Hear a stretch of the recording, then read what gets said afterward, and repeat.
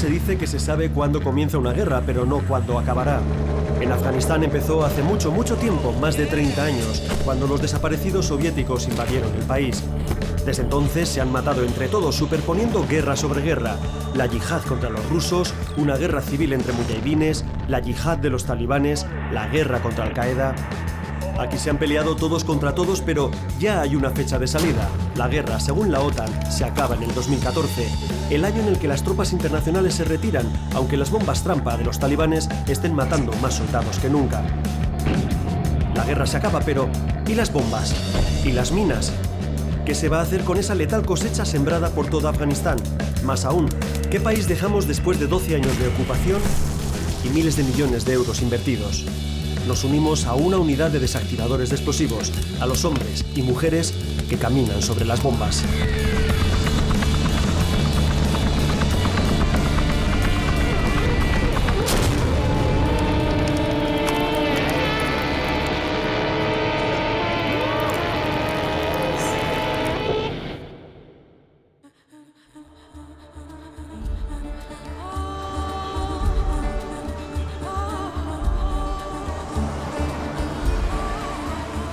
En el Kabul de hoy, igual que el sol se esconde de repente y comienza a diluviar, se pasa también del olor a cardamomo en los cafés al del ciemo en las esquinas.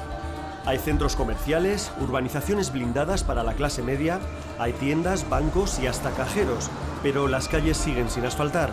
No hay un solo semáforo. Muchas mujeres visten burka y la seguridad se ha convertido más en un negocio que en un fin para el ciudadano.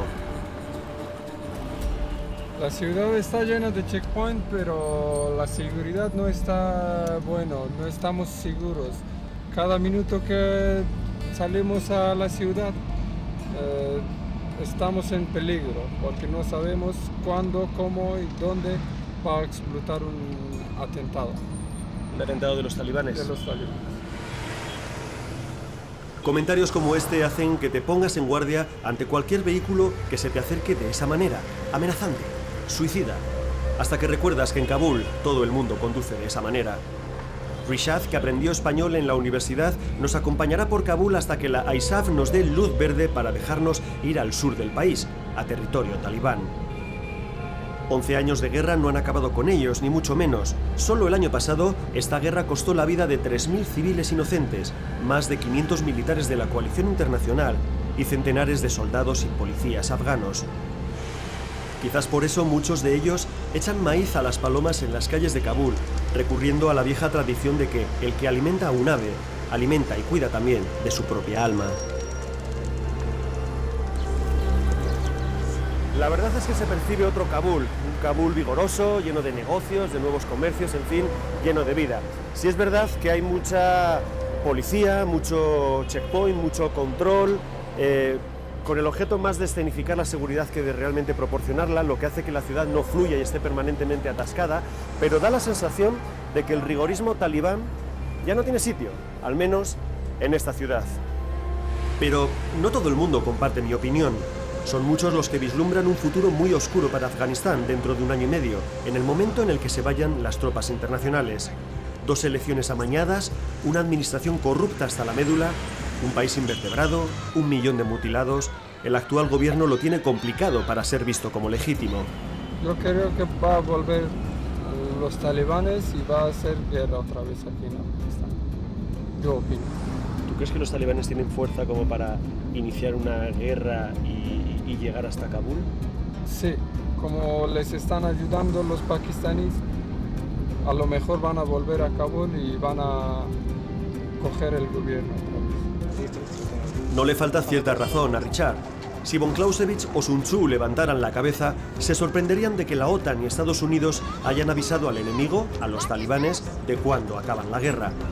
Por eso Richard nos lleva a una de las colinas que rodean Kabul, para que veamos la muy explotada imagen de los niños volando las cometas, para que nos acordemos de que los talibanes las prohibieron, y que prohibieron el fútbol, y la televisión, y los cafés, y la educación para las mujeres.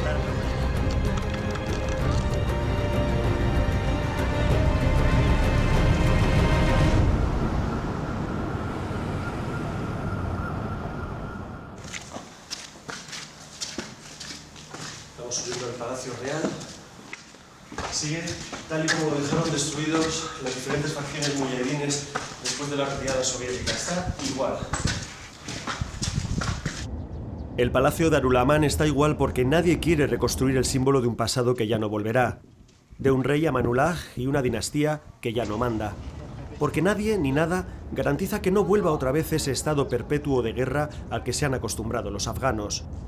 Estos pasillos vacíos, estos laberintos de piedras destruidas, las paredes heridas de bala y de metralla, o esas escaleras cercenadas que no llevan a ninguna parte, son una poderosa metáfora de un país que lleva décadas destruyéndose a sí mismo. Bueno, yo creo que la guerra civil nunca acabó.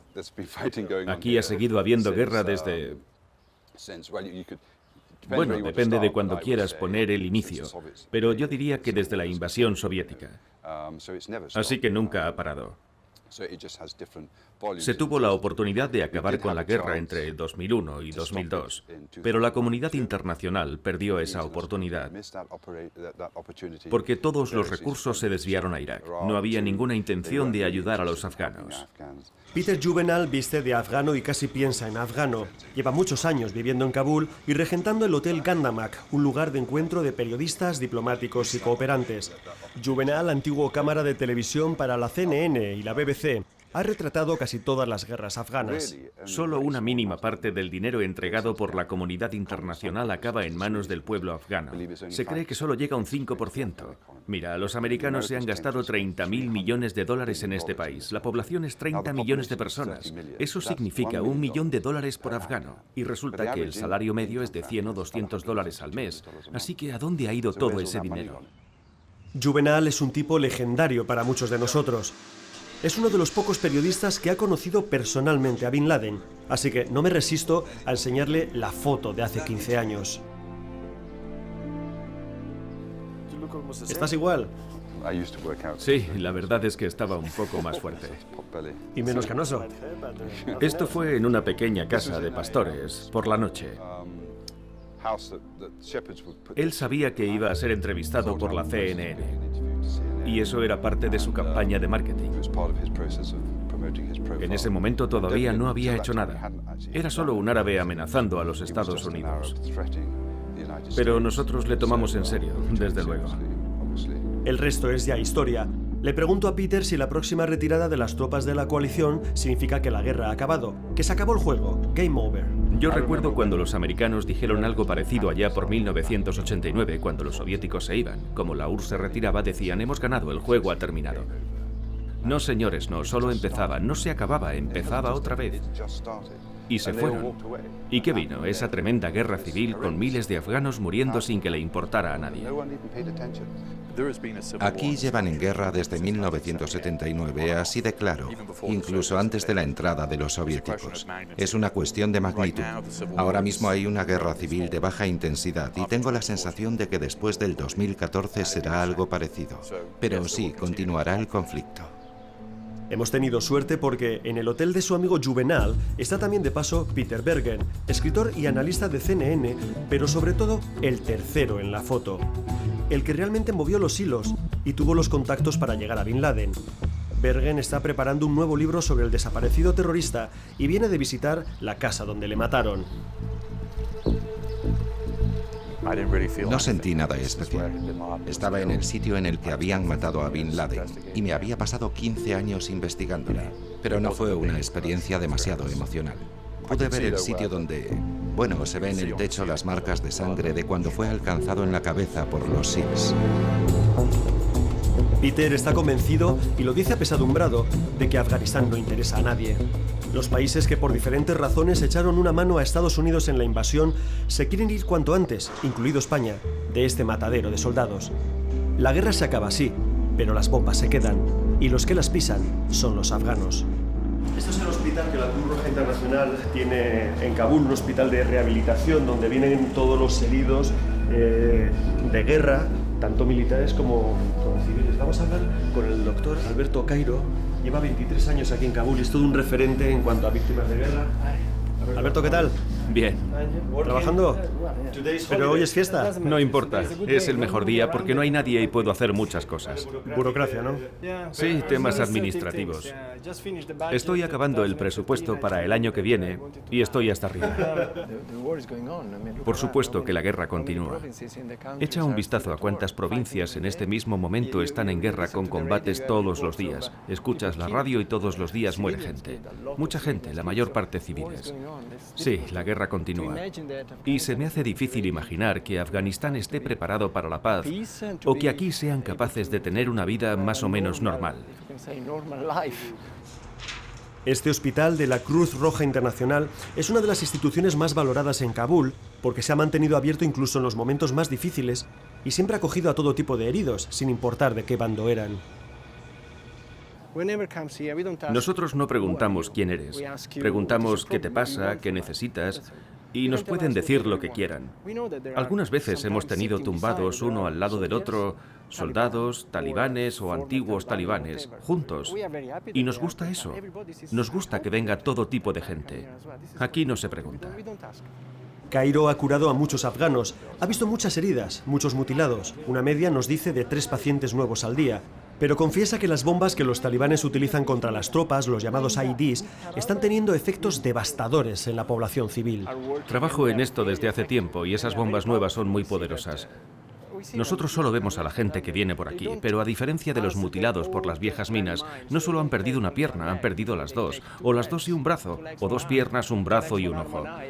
Tienes las combinaciones más terribles que imagines. Son devastadoras, matan a muchos. Es algo horroroso. Solamente el año pasado, y según cifras de la ONU, los talibanes mataron a 2.300 civiles, mientras que las tropas internacionales causaron otras 400 bajas. Unas cifras desoladoras para un país que está al final de todas las estadísticas, en ingresos, en alfabetización, en acceso al agua, en el trato a las mujeres. Afganistán es, según el Comité de Rescate Internacional, el peor país del mundo para ser mujer. Y lo mide en términos de violencia sexual, violencia doméstica, discriminación económica o de salud. 1 de cada 11 mujeres muere al parir. Antes, hasta no hace mucho, cada media hora moría una mujer en Afganistán al dar a luz. Ahora podemos decir que la cosa ha mejorado mucho. Muere una mujer cada 2 horas, sobre todo en la provincia de Badakhshan. Mahtab Besad es ginecóloga, de la última promoción que se graduó durante la época de los talibanes. A ella le dejaron acabar la carrera, pero después ninguna mujer accedió a la universidad hasta su caída. ¿Guarda todavía sus burkas? No. En cuanto cayeron los talibanes, dejé de usarlos. Mahtab nos recibe en su casa junto a su marido Maruf, también médico, y nos atiborran a comida. Mahtab es un ejemplo de lo que puede ser la mujer en el nuevo Afganistán, pero asiente tristemente con la cabeza cuando le recuerdo los versos de Nadia Anjuman, la poetisa asesinada a golpes por su marido. Con mi soledad, agotada, con dolor y con tristeza, nací para nada. Salimos de casa de Mahtab con la agridulce sensación de haber hablado casi con un espejismo, con alguien irreal y excepcional. El 90% de las mujeres afganas siguen siendo analfabetas y el 80% de ellas acaban casadas en matrimonios forzados. Maruf, el marido, trabaja para el gobierno y no tiene muy claro qué sería de él si volvieran los talibanes. Nuestro conductor, sin embargo, es mucho más pesimista. Volverá y quiere otra vez aquí, en Afganistán. Especialmente los que están trabajando con los extranjeros, no creo que podrán vivir después de 2014, aquí en Kabul. Para llegar al sur, a Kandahar, a la zona donde más se combate, solo hay 2 opciones. O tomas la autopista número 1, la que más atentados, emboscadas y secuestros sufre en el país, o logras meterte en un vuelo de las fuerzas internacionales. Optamos por la segunda posibilidad.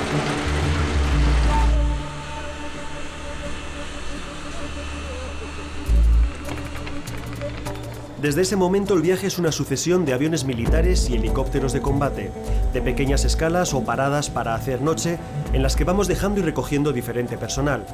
La mayoría son soldados que vuelven de permiso o de reuniones de estrategia, y el resto, contratistas militares. Algunos simples empleados de empresas de logística y otros mercenarios de seguridad.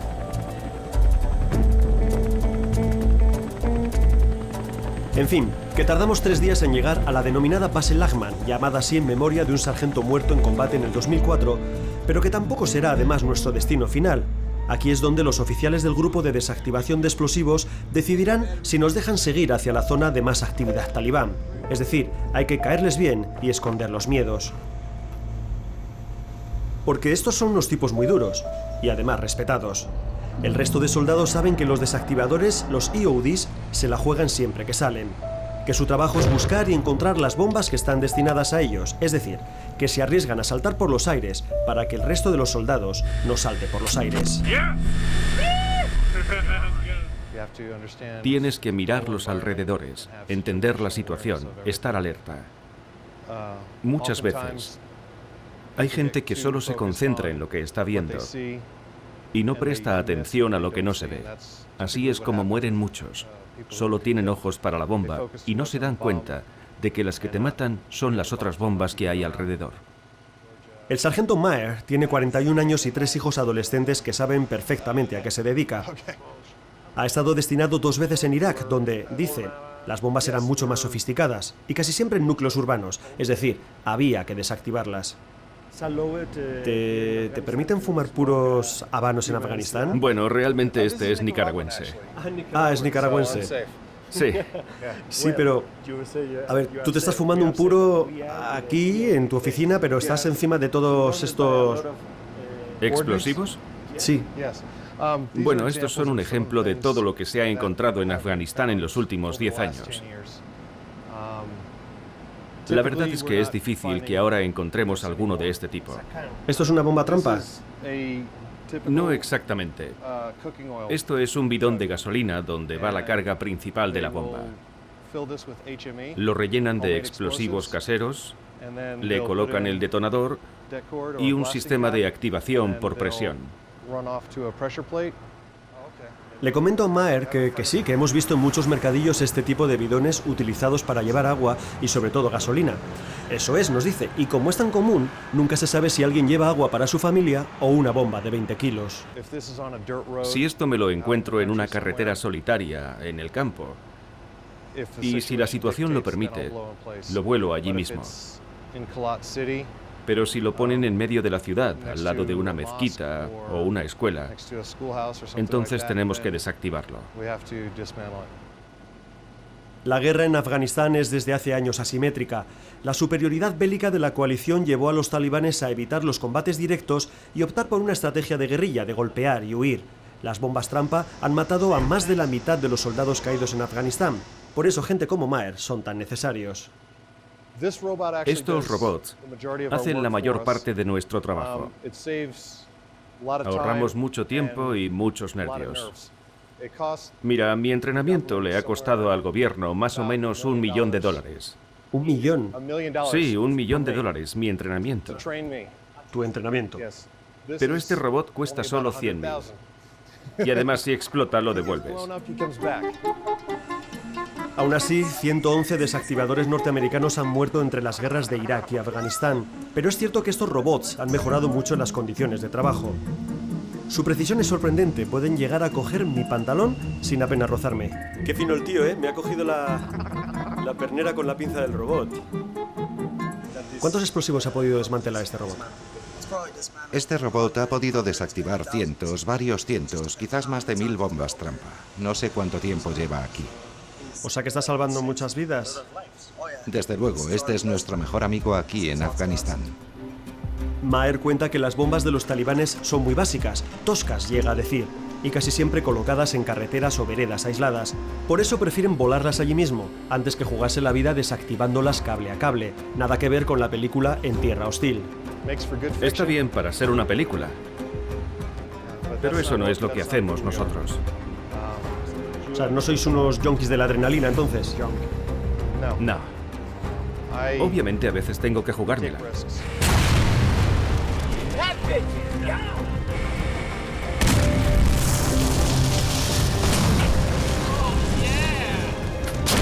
Pero creo que todos los que trabajamos en esto tenemos un enorme aprecio por la vida.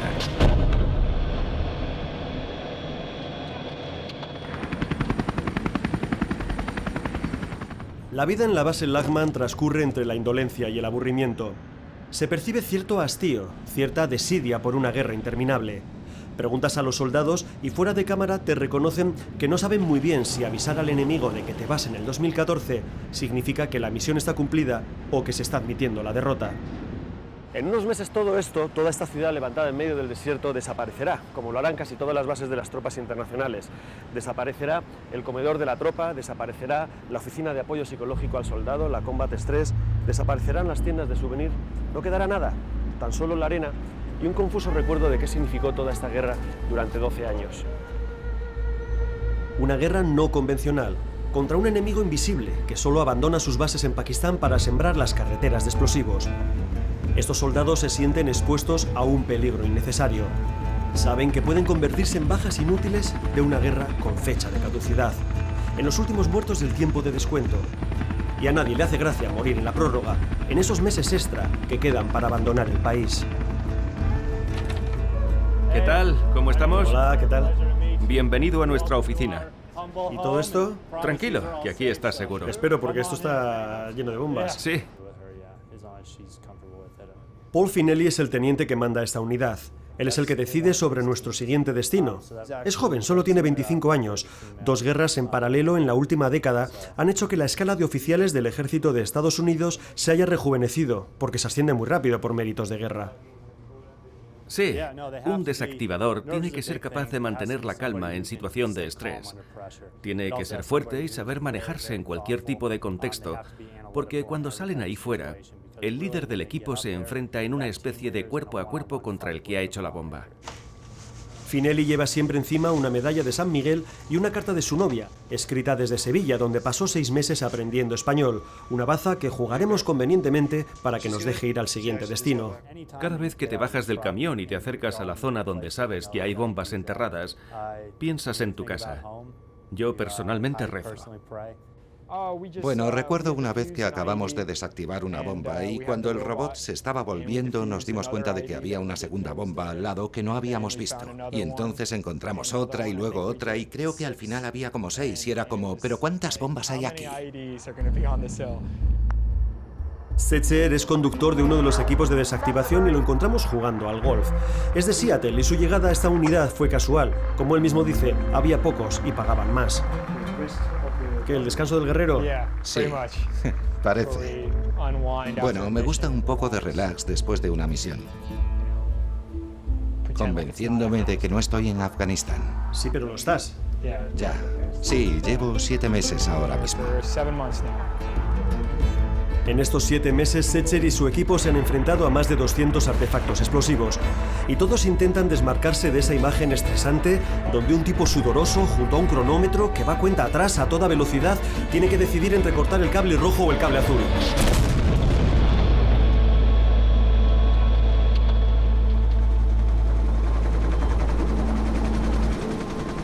Todos repiten, como un mantra, que para seguir vivo en este trabajo hay que pensar out of the box. De otra manera, pensar diferente. No puedes pensar de manera normal cuando hablamos de bombas. Tienes que pensar en lo que estaba pensando el que coloca la bomba, qué es lo que intentaba. Te tienes que meter en su cabeza e intentar entender qué hay delante de ti, qué te han preparado, antes de empezar a desactivarla. Finelli decide finalmente mandarnos a otra base más pequeña, más avanzada, donde, nos cuenta sonriendo, no nos vamos a aburrir. El teniente, como todos los soldados preguntados en cámara sobre el hecho de arriesgarse en una guerra que se acaba, intenta ser discreto. Creo que casi todos los soldados aquí tenemos nuestra propia opinión sobre esa pregunta. Sin embargo, hay en las bases bastante gente que sabe cómo responder. Son los contratistas militares, los civiles que trabajan para el ejército, los que no quieren que se acabe la guerra. Son trabajadores de empresas contratadas para levantar las tiendas de campaña, tener aire acondicionado en medio del desierto, acarrear cantidades ingentes de agua a la tropa, comodidades, lujos, entiéndase como se quiera, traídos en contenedores, por avión y que no revierten en la economía local. Los afganos ni lo huelen. Hay pilotos rusos, cocineros rumanos, limpiadores de letrinas bangladesíes o sastres filipinos como Lolito, que mantienen abierto un negocio de zurcidos y arreglos de uniforme. ¿Estáis ganando mucho dinero? ¿No? Bueno, mucho. No está mal, pero bastante más de lo que ganaba allí. 2 años trabajando aquí, cosiendo pequeños parches para los uniformes de los militares, algunos serios, otros graciosos, algunos salvajes. Mires donde mires, hay una empresa. El correo llega por FedEx, el aeropuerto lo opera DynCorp. El perímetro de la base lo vigilan cepelines de Northrop Grumman. Todo montado y mantenido por técnicos civiles. Esto es la privatización de la guerra. Según el Pentágono, hay 113.000 contratistas en el país asiático, bastantes más que soldados americanos. De hecho, en el 2010 murieron por accidente o atentado más contratistas que soldados. Un riesgo asumible para muchas empresas que están haciendo su agosto en Afganistán, como antes lo hicieron en Irak. Según el Pentágono, 23.000 millones de dólares desde el 2002. Este es el verdadero business de la guerra. $4 por hora. $4 por hora. ¿Cuántas horas al día? 12. 12. ¿Todos los días de la semana? Todos. ¿Todas las semanas del mes? Sí. Pero ¿cuántos meses llevas aquí? ¿Cuánto tiempo llevas trabajando aquí? Un año. Un año, año y medio. Más de un año y medio, o sea, te estás llevando una pasta. Sí. Rajesh se considera bien pagado, de hecho muy bien pagado. Mantiene a su familia en la India, paga la educación de sus 2 hijos, se ha comprado una casa y además ahorra. Rajesh trabaja para el gigante DynCorp, una de las mayores contratistas del Pentágono. Así es la subrogación de la guerra. La contrata que se subcontrata y que al final acaba en Rajesh, responsable de la limpieza de las tiendas y que no quiere por nada del mundo que se acabe la guerra. Como tampoco lo quiere Jim, un empleado nepalí que sirve café a los soldados en un green bean. Nunca he salido de la base ni pienso salir, me dice, y es que muchos no saben ni dónde están, si al norte o al sur del país. Jim gana 1.200 euros al mes, pero me he encontrado con algún especialista electrónico norteamericano que se lleva hasta 17.000 euros. Son parte de una nueva casta de segurócratas que viven del delirio bélico y que provocan que el Congreso de los Estados Unidos haya estimado el gasto medio por soldado y año en Afganistán en 680.000 euros.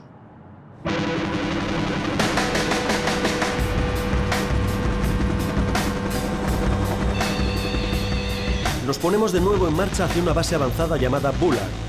Está en medio de la nada, en la provincia sureña de Zabul, en una zona de gran actividad talibán. Esa carretera, la autopista 1, es el principal objetivo de la insurgencia para cortar los suministros de las tropas internacionales. El helicóptero se balancea constantemente por una tormenta de arena. El desierto y el calor producen innumerables tornados allí abajo. Me fijo en el casco del artillero que dice: «Deja de gritar, yo también tengo miedo». Tengo la sensación de que nos vamos a desplomar encima de ese pueblo. Y cuando por fin aterrizamos, con el estómago pegado a la garganta, alguien me dice: «Suerte y cuidado donde pisas». No puedes estar estresado todo el día. Puedes estar, pero no es bueno. Es decir, cuando recibimos el aviso, cuando nos ponemos en alerta roja, pues sí, podemos morir. Y a veces piensas: ha llegado mi hora. Ha llegado mi hora, pero siempre esperas que no sea el día. Mitch es el jefe del pequeño grupo de desactivadores de esta base.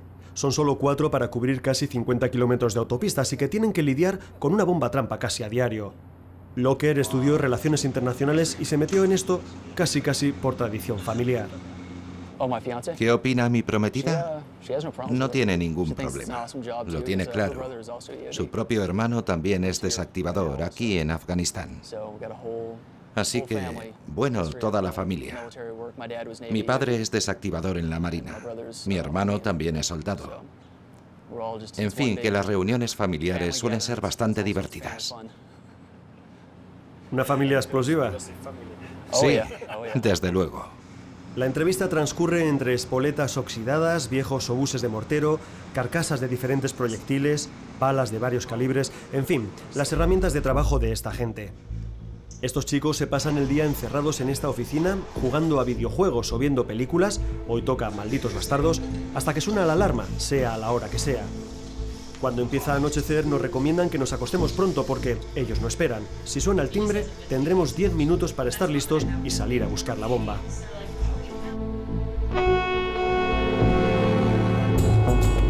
Y la dichosa alarma, esa que secretamente casi estás deseando que no suene nunca, nos despierta a primera hora.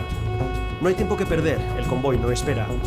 Hoy la jefa de grupo es una mujer, la sargento Kendall Reed, nacida en un pequeño pueblo de Oregón. La escolta la proporciona el contingente rumano. Iremos en sus blindados aunque no les hace demasiada gracia. Ocupamos 2 puestos. Somos civiles, no combatientes, no vamos armados y no tenemos a nuestro cargo ningún sector. Tácticamente no servimos para nada y somos un estorbo. El último blindado. Sí, El último blindado bloquea la carretera, ¿no? ya. ¿Sí? Sabéis que no podéis entrevistar a nuestro intérprete afgano, ¿verdad? Vale, No, no se puede, no está permitido, ni siquiera vale. sacarle. ok. Normalmente los intérpretes provienen de otras provincias para evitar así que los locales les reconozcan y sufran represalias. Por eso no quieren salir en cámara. Internet llega a todos los lados, incluidos a los talibanes. Kendall, nos vemos en el punto de explosión.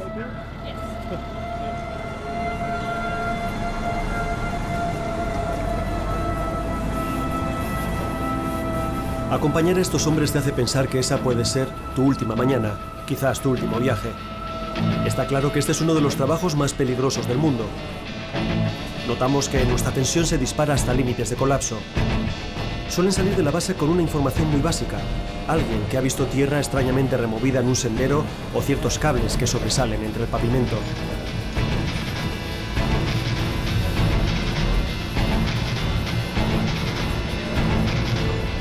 La dichosa bomba está, como no, en la autopista número 1. Solamente en lo que llevamos de año ha habido más de 300 explosiones y casi 400 emboscadas, por no hablar de los robos y los secuestros, es decir, una bomba o un ataque cada kilómetro.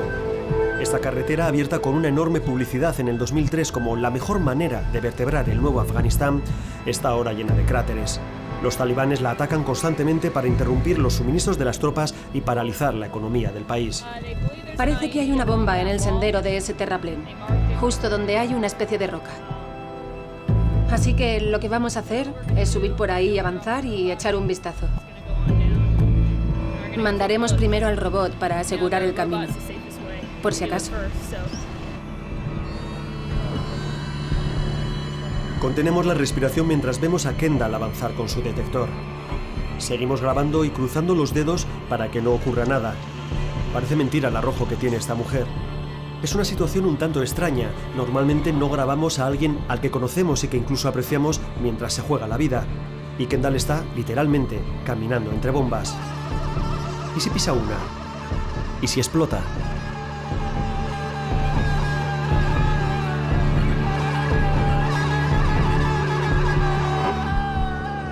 Los soldados de la coalición son incapaces de parar a todos los aldeanos, la gente de las villas de alrededor que pasa al lado del supuesto artefacto explosivo. Lo malo de todo esto es que todos estos soldados piensan que cualquiera de estos que está pasando o simplemente mirando puede ser el que tiene el detonador. El sur de Afganistán es de mayoría pastún, la misma etnia a la que pertenecen la mayor parte de los talibanes. Este es su territorio. Aquí, a diferencia de otras zonas del norte y el oeste, la población ve a las tropas como invasoras, como ocupantes. Camioneros, conductores, los habitantes de los pueblos están hartos de cortes de carretera y de parones, de checkpoints y de registros. Los soldados comentan el desprecio por el peligro de mucha de esta gente que le da igual pasar al lado de la bomba. Siempre vamos con sumo cuidado. Si veo algo raro, me tiro para atrás y mando al robot a chequear lo que sea. ¿Pero no había nada o es que había explotado ya? Sí, habían plantado una bomba trampa. Pero lo que pasó es que falló la detonación. Explotó parcialmente. Estaba todo lleno de restos de metralla. Como dice Kendall, nunca se está tranquilo hasta que regresas a la base.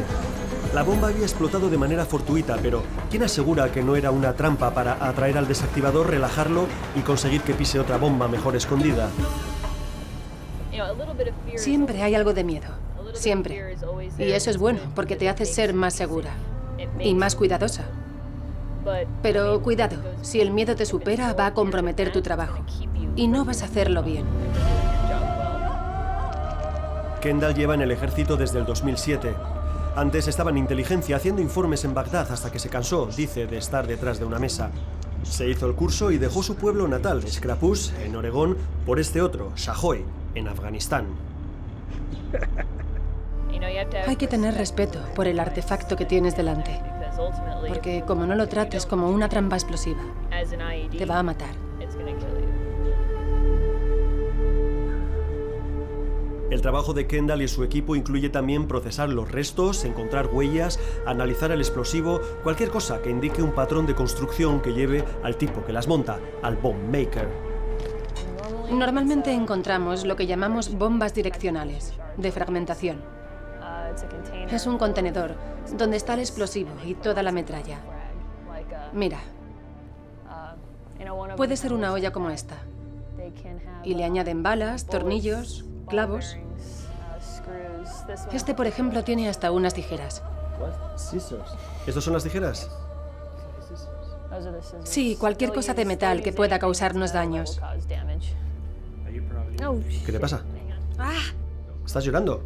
Todavía tenía restos de anal en los dedos y me he frotado los ojos. ¿Ha dicho anal? Le digo al sargento Locker. Sí, me responde, son las siglas de amonio, nitrato y aluminio, los componentes habituales de las bombas aquí en Afganistán. Y prosigue, hacemos bastantes chistes con la posibilidad de morir reventado por un anal. Le digo a Locker que en España este explosivo es conocido como amonal, y abandono su oficina pensando en ese humor bizarro de los desactivadores que también cultivan los enterradores o los forenses. Colectivos cuya cercanía a la muerte les permite crear universos irónicos de bromas macabras, pero que sin embargo tienen un enorme apego a la vida.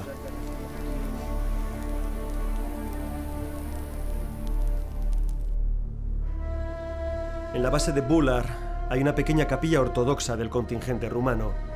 En sus paredes llenas de escapularios e iconos están también las fotografías de los soldados de este destacamento muertos en Afganistán, la mayoría en la autopista 1 y la mayoría por bombas trampa. Hoy tampoco podemos conectarnos a internet. Hay un blackout, un apagón. Un helicóptero como el que nos ha traído se ha estrellado y han muerto los 11 pasajeros. Y hasta que el Pentágono no comunique la noticia a los familiares, las comunicaciones se cortan para que nadie adelante la noticia. Pero en Fort Bullard no hay tregua. Nada más amanecer nos vuelven a poner en marcha. Otra bomba junto a la autopista, puede que dos, la información es confusa. Sí, hay dudas. ¿Estáis discutiendo sobre eso? No saben si han encontrado dos bombas o una. Espero que sea solo una. Lo vamos viendo en el camino. Ok. Esta vez nos alejamos bastante de la base y de su cobertura. Es una zona despoblada. Y el soldado que nos acompaña está inquieto, no tiene buenas sensaciones. Vamos viendo pequeños puestos avanzados del ejército afgano que son regularmente atacados por la noche. Están vendidos, me dice el militar rumano. Cuando finalmente llegamos a donde está la bomba, vemos a los 3 patrulleros que la han encontrado, parados ante ella, como petrificados. El teniente Doaga no se fía de nuestro alrededor. Es habitual que las bombas trampa contra soldados sean además una trampa para atraer más militares y después emboscarlos.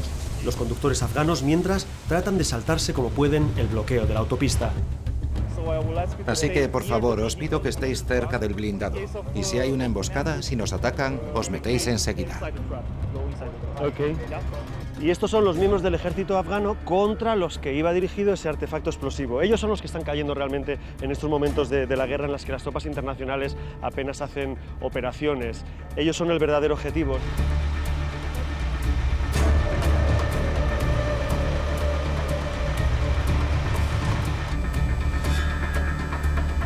Al parecer, en esta ocasión, la bomba está intacta. El robot le lleva a Kendall el mecanismo de presión y la sargento decide volarla allí mismo. El robot volverá a la zona con una carga explosiva.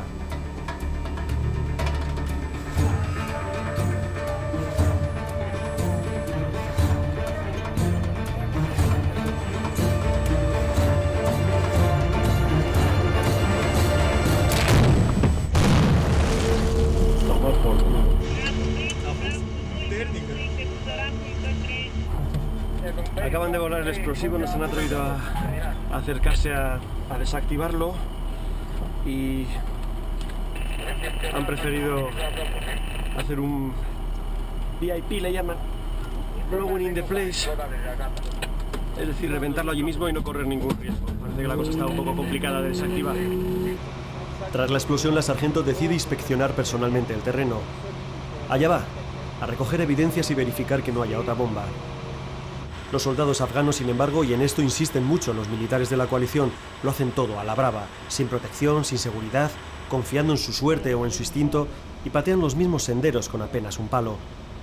Y entre la confusión y los diferentes idiomas que suenan por la frecuencia, el teniente rumano y yo entendemos que Kendall nos llama, y a punto estamos de poner el pie donde no debíamos. Kendall se enfada, y con razón, porque la zona no es segura, ni los alrededores tampoco. Mira, restos de explosivos. ¿Que era un bidón con explosivos? Sí. ¿Y era un anal? No lo sabemos. Parece, pero hay que analizarlo. ¿Y qué points para volarlo? ¿Explosivo C4? Sí, explosivo C4. Esta es una zona complicada, porque los talibanes vienen en primavera desde Pakistán, que está por allí, y atraviesan por aquí para infiltrarse en el país. Y en otoño se vuelven para esconderse durante el invierno. Así que esta es su zona de paso. Y cuando creemos que el día se ha acabado y que otra vez hemos tenido suerte, se confirma la aparición de una segunda bomba unos kilómetros más adelante. Así que nos ponemos de nuevo en marcha. Vamos en el blindado en silencio, rumiando nuestra propia insensatez. 2 bombas en un día desafían cualquier consulta al sentido común. Así que te acuerdas de todos los tuyos y tratas de pensar en otra cosa. Y sudas. Y el miedo se te escapa por todos tus poros. Y te pones el casco, y te lo quitas, y te lo pones en el culo. Y te lo vuelves a poner en la cabeza. Y te duelen las sienes de tanto palpitar. Y se te seca la garganta. Y sonríes de manera nerviosa al soldado que tienes enfrente, que, lo ves en sus ojos, se está partiendo de risa de tu propia angustia. Hasta que el blindado frena y un militar circunspecto te dice: bajad, bomba a 100 metros. Esta bomba ha sido localizada gracias al Zeppelin. Tienen cámaras nocturnas que trabajan con infrarrojos y que rastrean la carretera toda la noche. Así que detectaron un insurgente agachado haciendo un agujero en el suelo. Tecnología de última generación contra insurgentes que pretenden devolver a su país a la Yahiliya, a la época anterior al profeta Mahoma, la de los buenos musulmanes. 4 muertos hace 3 días aquí en el... Este es el agujero que dejó la explosión. Ten cuidado, no salgas del asfalto. Y lo que nos estaba contando el teniente es que al parecer en este puente que hay aquí, que se ve justo donde está el blindado, sufrieron una emboscada con disparos de RPG desde allí y desde aquellas colinas de allí, y al intentar refugiarse en esta zona les habían preparado la trampa, que es colocar la bomba aquí. ¡Bum! Como dice Doaga, inquieta un poco pensar que un insurgente nos esté mirando desde algún escondite. Que haya un talibán escondido tras unas rocas, pasando su dedo nervioso por encima del botón que activa la bomba mientras murmura que Alá es grande. En esas cavilaciones estamos cuando la segunda bomba explota sin aviso previo, justo cuando se ha retirado el robot.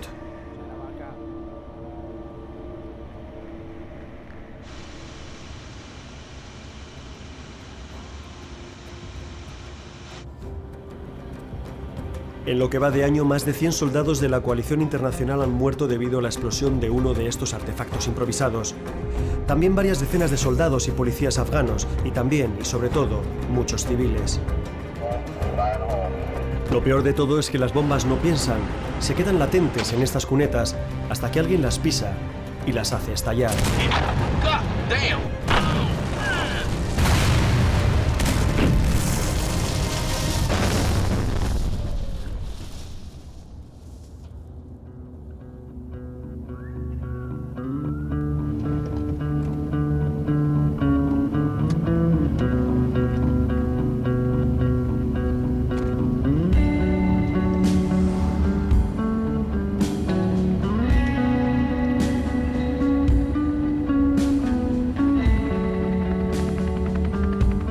Dejamos el sur, la guerra abierta, y nos vamos hacia el norte, al valle del Panjshir, una zona de mayoría tayika que ni los rusos primero ni los talibanes después lograron conquistar. De hecho, el valle fue la cabeza de puente que utilizaron los norteamericanos en el 2001 para comenzar su invasión.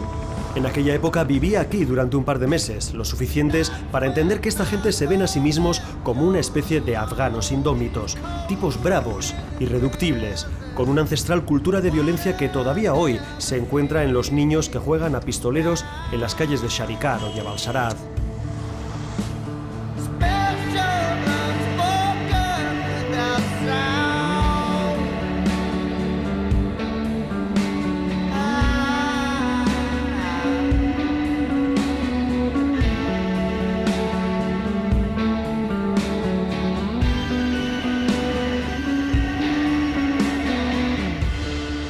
La aldea de Gulbuhar está a la entrada del Valle del Panjshir, el único lugar que los talibanes no consiguieron conquistar. Hace 11 años aquí me decían que tenían muchas esperanzas de que las cosas cambiaran, de que el pueblo progresara, de que las inversiones llegaran. Evidentemente, en estos 11 años aquí nada ha cambiado y todo ese dinero que ha invertido la comunidad internacional, gran parte de ese dinero, ha ido a parar a los bolsillos de los políticos corruptos de turno. El gobierno de Kabul no nos ha dado ninguna ayuda desde que cayó el régimen de los talibanes. La única diferencia es que por fin vivimos en paz. El gobierno ha recibido millones de dólares en ayuda, pero no ha hecho nada. Al menos aquí. Puedes comprobarlo. Mira la calle, no está ni asfaltada. Abdul, el maestro del pueblo, habla con cierta amargura y desencanto. Esto no es lo que les vendieron. Desde aldeas como esta, Gulbuhar, recuerdo que las tropas especiales de los Estados Unidos lanzaban sus misiones contra las posiciones talibanes. Esta gente se creyó que la comunidad internacional les iba a ayudar, que llegaría la prosperidad. Pero como dice Abdul, la sempiterna corrupción ha hecho ricos a unos cuantos y el resto del pueblo sigue como entonces, pero con una creciente desafección, como se ha visto en estos niños, a todo lo que huela occidental. Los actuales gobernantes deciden los contratos para arreglar las carreteras o reconstruir el pueblo, pero los adjudican a determinadas empresas y al final el dinero acaba en sus bolsillos. No, el dinero de la ayuda humanitaria se reparte para beneficiar al pueblo, para reconstruir las ciudades, para construir escuelas. Yo estoy seguro de que el dinero no se pierde. Mohamed Asher nos recibe en su casa junto a parte del equipo con el que trabaja en la reconstrucción de la misma zona en la que vive el maestro, la que, y eso lo puedo verificar, está igual que hace 10 años. Asher coordina las ayudas que llegan de la comunidad internacional para decidir en qué proyectos invierten, en puentes, calles, canalizaciones, escuelas. Yo y todos los que conozco estamos muy satisfechos con la presencia extranjera. Yo te diría que el 100% de la población, al menos aquí, nos han ayudado muchísimo. Asher, antiguo comerciante de ropa en Mazar-i Sharif, decidió, según él, dejarlo todo para dedicarse a ayudar a su pueblo. Maneja grandes cantidades de dinero que, le recuerdo, todos nosotros, los países donantes, le damos. Y le digo que no veo mucho control en esa ayuda. Y me insiste. No existe la corrupción. Por ejemplo, yo no cobro por el trabajo que hago. No tengo sueldo. Lo hago por mi país y por mi pueblo. El angosto desfiladero del río Panjshir es de una belleza hipnótica. Siempre me he imaginado a los muyahidines corriendo ladera abajo de manera suicida para lanzarse contra los blindados rusos que una y otra vez intentaban subir por esta carretera. Muyahidines, guerreros de Dios, luchadores indómitos como Tawakkal, que perdió un ojo en un bombardeo ruso. Nos lo encontramos en la tumba de Ahmed Massoud, el león del Panjshir, con quien luchó durante años. El general Massoud, líder de la resistencia antirrusa y antitalibán, asesinado por agentes de Bin Laden, es venerado hoy en Afganistán como mártir nacional, olvidándose de esa pequeña parte de la historia en la que fue un señor de la guerra más que devastó Kabul con sus hombres y misiles. Desde mi experiencia, ningún país extranjero se va a otro país solo a ayudar. Yo creo que mientras no se vayan las tropas internacionales seguiremos igual. Solo los afganos podemos sacar adelante el país porque todos esos países extranjeros vienen por sus propios intereses. El viejo guerrero Tawakkal se queja, no sin cierta razón, de que Estados Unidos lidera el combate contra los talibanes mientras que a la vez ayuda militarmente a Pakistán, que es quien da refugio a los talibanes. A este muyahidín, bregado en la lucha contra los rusos, experimentado combatiente contra los talibanes y, lo dice medio sonriendo, también contra otras facciones de otros señores de la guerra, no le asusta la idea de la vuelta de los talibanes. Chatarra bélica de los tiempos de su guerra como muyahidín contra los rusos. Tenemos experiencia en la guerra. No tenemos ningún miedo de los talibanes. Cuando las tropas internacionales se vayan, si los talibanes quieren guerra, la tendrán. Lo único que nos preocupa es la suerte de la población civil. Una bonita frase que casi siempre es mentira en este país. El propio Tawakkal luchó junto a Massoud por dominar Kabul en una guerra civil que causó decenas de miles de muertos y que solo acabó cuando los talibanes tomaron la ciudad y expulsaron a las diferentes milicias, incluida la de este viejo muyahidín. Nadie que haya luchado en este país tiene las manos limpias.